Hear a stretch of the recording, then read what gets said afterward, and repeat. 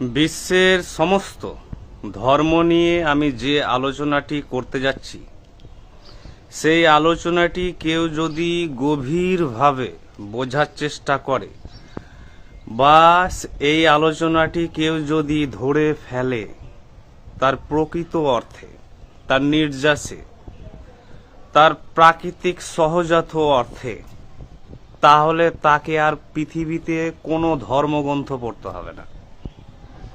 তাহলে তাকে আর ধর্ম নিয়ে সারা জীবন গবেষণা করতে হবে না, বিভিন্ন বিভ্রান্তি দূর করার জন্য, সন্দেহ দূর করার জন্য, প্রশ্নের উত্তর পাওয়ার জন্য।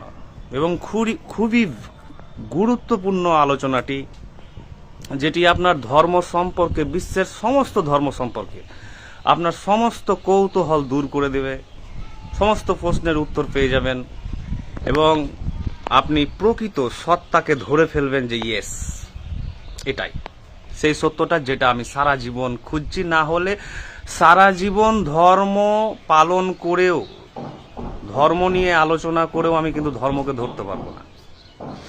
সেটি হলো বুঝতে হবে যে হোয়াট ইজ সিনক্রেটিক রিলিজিয়ান।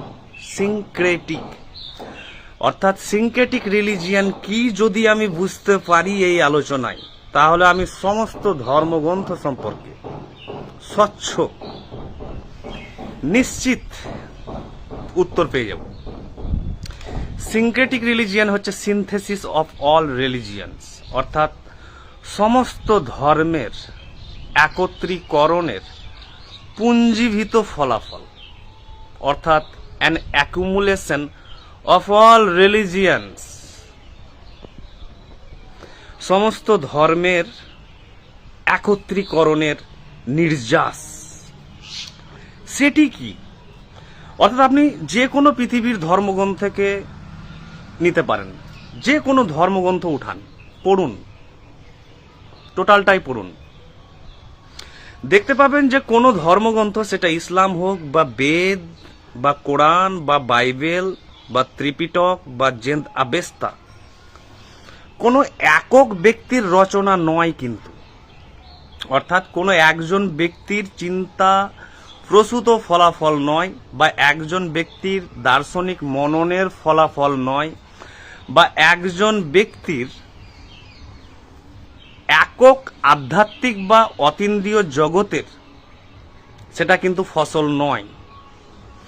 সেটি কালের নিয়মে বিভিন্ন সভ্যতায় ছিল, যুগে যুগে বিভিন্ন ভাষায়, বিভিন্ন কালচারে সেগুলো সিনথেসাইজ হয়, একত্রীকরণ হয় একটি ধর্মগ্রন্থে। যেমন আপনি কোরআনকে ধরতে পারেন বা বাইবেলকে বা বেদকে। কোরআনে বলা হচ্ছে ইসলাম প্রথম থেকেই ছিল, অর্থাৎ ইসলাম যুগে যুগে বিভিন্ন সভ্যতায়, বিভিন্ন ল্যাঙ্গুয়েজে, বিভিন্ন এথনিসিটির কাছে, বিভিন্ন রেসের কাছে কিন্তু ছিল, বিভিন্ন নামে পরিচিত হয়ে।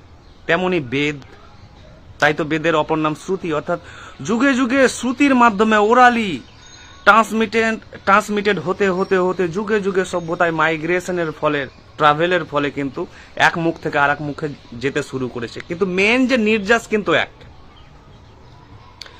এবার এই যে সমস্ত সভ্যতার যত ধর্মগ্রন্থ আছে বা ধর্মীয় বাণী আছে বা বার্তা আছে বা ট্রুথ আছে বা সত্য আছে, তা একত্রিত হয়েছে একটি ধর্মগ্রন্থে, যে কোনো একটি ধর্মগ্রন্থে নিয়ে নেন। ওই জন্য কোরআনে বলা হচ্ছে মেসেঞ্জারকে, প্রফেটকে, হজরত মোহাম্মদকে, যে হে রসুল, নবী বা হজরত মোহাম্মদ, তোমারও পূর্বে আমি অসংখ্য তোমার পূর্বসূরীদের পাঠিয়েছিলাম একই বার্তা দিয়ে, তাই তোমাকে কিন্তু ভিন্ন কিছু আমি বলছি না। অর্থাৎ কোরআন তোমাকে আমি নতুনভাবে দিচ্ছি না, বা কোরআনে এমন কিছু দিচ্ছি না যেটা নতুন, যে তুমি পাচ্ছ নতুন এবং তুমি একজন ব্যক্তি ব্যতিক্রমী বা ভিন্ন, যে প্রথম যে এটা পাচ্ছ, নয়। তোমার পূর্বেও অগণিত পূর্বসূরীরা কিন্তু এসেছিল বিভিন্ন যুগে যুগে, বিভিন্ন সভ্যতায়, বিভিন্ন ভাষায়। সেটা ভারতবর্ষ হতে পারে, সৌদি আরব হতে পারে, গ্রিস, রোম, মিশর, বিভিন্ন কিছু হতে পারে। তাই সমস্ত ধর্মগ্রন্থের যা মেন যে নির্যাসগুলো আছে, এসেন্সগুলো আছে, সেগুলো আমি একত্রে করে তোমাকে দিচ্ছি। এটাই হচ্ছে সিনক্রেটিক রিলিজিয়ান, যেটা মোগল সম্রাট আকবর দিন্নি ইলাহি রচনা করে জন্ম দিয়েছিলেন সেই সিনকেটিক রিলিজিয়নের। তিনি বিভিন্ন ধর্মের এক্সপার্টদের, স্কলারদের, আলোকিত ব্যক্তিদের, দার্শনিকদের তিনি ডাকতেন তার দরবারে এবং তাদের বলতেন তোমরা বেস্ট বেস্ট জিনিসগুলো নিয়ে আলোচনা করো, তর্ক করো। তাদের সমগ্র আলোচনাকে শোনার পর আকবর গভীর জ্ঞানী ব্যক্তি ছিলেন ধর্মীয়ভাবে। তিনি এবার বুঝতে পারলেন যে সমস্ত ধর্মগ্রন্থের যত বেস্ট জিনিসগুলো আছে সেগুলোকে নিয়ে তিনি একটি নতুন ধর্মগ্রন্থ রচনা করলেন। তার নাম দিলেন দিন্নি ইলাহি। আর এই দিন্নি ইলাহির মতোই হচ্ছে বেদ, বাইবেল, কোরআন, জেন্দাবেস্তা, ত্রিপিটক বা তোরাত যা আছে এই পৃথিবীতে ধর্মগ্রন্থ, দেখবেন যে কোনো একটি সভ্যতার জিনিস নয়। তাই জন্য কোরআনে বলা হচ্ছে কোরআন শুধু মুসলিমদের জন্য আসেনি, এসেছে সমগ্র মানব জাতির জন্য। কারণ সমগ্র মানব জাতির সভ্যতা থেকেই কিন্তু এসেছে, সমস্ত জ্ঞান থেকে কিন্তু এসেছে কোরআনের জন্ম হয়েছে, বা বেদের জন্ম হয়েছে, বা বাইবেলের জন্ম হয়েছে, বা ত্রিপিটকের বা জেন্দাবেস্তার। ভেরি ইজি যে সমস্ত ধর্মের অ্যাকুমুলেশন, একত্রীকরণই হচ্ছে কিন্তু কোরআন, বেদ, বাইবেল। আর সেটাই কিন্তু করেছিলেন আকবর। আর সেটাই আমি করেছি। কিন্তু আমি যে ধর্মগ্রন্থটি লিখেছি নিরাপত্তা, একটি নতুন ধর্মগ্রন্থ, যেটি আপনি বিভিন্ন প্রকাশনীতে পাবেন, বাংলাদেশের বাতিঘর, প্রথমা, বুক অফ বেঙ্গল এবং কলকাতায় কলেজ স্ট্রিট, লালমাটি প্রকাশন বা আমার কাছে। তো এমনই ধর্মগ্রন্থ কিন্তু যুগে যুগে লেখা হয়েছিল, যেখানে আছে আপনার সব মতবাদ, সব আদর্শ, সব চিন্তাধারা।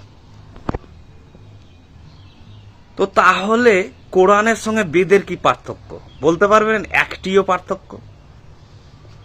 কোরআনের সঙ্গে বেদের যেমন কোনো পার্থক্য নেই, তেমনি বাইবেলেরও, তেমনি ত্রিপিটক, তোরাত, জেন্দাবেস্তা, পৃথিবীর যে কোনো ধর্মগ্রন্থ তুলে নেন, সেগুলো হচ্ছে সামগ্রিক সভ্যতার যত জ্ঞান ছিল, বড় বড় বিরল কালজয়ী জ্ঞান, সেগুলোর একত্রে সেখানে জমা হয়েছে, অ্যাক্রিশন। যদি এটা ধরতে পারেন তাহলে আপনার আর ধর্মগ্রন্থ আলাদাভাবে পৃথিবীর প্রত্যেকটা ধর্মগ্রন্থ পড়ার প্রয়োজন নেই। আপনি আকবরের যদি দিন্নি ইলাহি পড়ে নেন তাহলে বিশ্বের সব ধর্মগ্রন্থ পড়া হয়ে যাবে। আপনি যদি কোরআন পড়েন তাহলে সব বিশ্বের সব ধর্মগ্রন্থ পড়া হয়ে যাবে। আপনি যদি বেদ পড়েন তাহলে বিশ্বের সব ধর্মগ্রন্থ পড়া হয়ে যাবে। তাহলে আলাদা ধর্মগ্রন্থ কোথায় পেলেন আপনি? তাই ধর্ম একটি, যেমন বিজ্ঞান একটি, দর্শন একটি, অর্থাৎ সত্য নিয়ে, অব্যক্ত ব্যক্ত জগৎ নিয়ে। তাহলে আর ধর্মের ডিফারেন্সটা কোথায় পাচ্ছেন আপনি? এবার কি নিয়ে লড়বেন বলুন তো? হিন্দু, মুসলিমে বা খ্রিস্টানে কি নিয়ে তর্ক করবেন? কি নিয়ে ডিবেট করবেন আপনি? আর কি নিয়ে লড়বেন? সাম্প্রদায়িক অস্থিরতা বা রাজনীতি কি নিয়ে লড়বেন? আপনি মন্দির নিয়ে লড়বেন, মসজিদ নিয়ে? কিন্তু জিনিসটা যে বুঝে গেছে সে কিন্তু হয়ে গেছে দার্শনিক, অতীন্দ্রিয়বাদী, মনস্তত্ত্ববিদ বা গভীর আলোকিত দার্শনিক বা আধ্যাত্মিক ব্যক্তি। লড়ছে কারা? আমি বলেছি না 99% লোক সাধারণ লোকেরা। সাধারণ মানে কি? সবাই সাধারণ। শিক্ষক হতে পারে, অ্যাডমিনিস্ট্রেটর, বিউরোক্র্যাট, পলিটিশিয়ান, লিডার্স থেকে শুরু করে সব সাধারণ লোক। অর্থাৎ এই সত্যটা তারা জানে না বলেই তারা তর্ক করছে ধর্ম নিয়ে। তারা বলছে আমরা মুসলিম আলাদা, আমরা হিন্দু আলাদা, আমরা খ্রিস্টান আলাদা। কেন বলছে? কারণ তার অজ্ঞতাবশত, তার ভ্রমবশত সে জানেই না তার ধর্মগ্রন্থকে। যদি জানতো তাহলে এত বড় পাপের কথা সে বলতো না। পাপ বলছি মানে এত ইগনোরেন্স, অজ্ঞতা। তাহলে সে কখনো ভিন্নতা দাবি করতো না জীবনে। না, যে ধর্মগ্রন্থ জেনেছে গভীরভাবে, সে কখনো কোরআনের সঙ্গে বেদের বা ক্রিশ্চিয়ানিটির ভিন্নতা কোনোদিন দাবি করবে না, যে আমারটা বেস্ট বা তোমারটা খারাপ বা এটা খারাপ। এরকম যারা ব্যক্তিরা বুঝেছিলেন তারা হচ্ছেন যেমন মোহাম্মদ রুমি, মোহাম্মদ হাফিজ, কপিল মুনি, বুদ্ধ, হজরত মোহাম্মদ যীশু খ্রিস্ট, গুরু নানক, কবির, এরা বুঝে গিয়েছিলেন।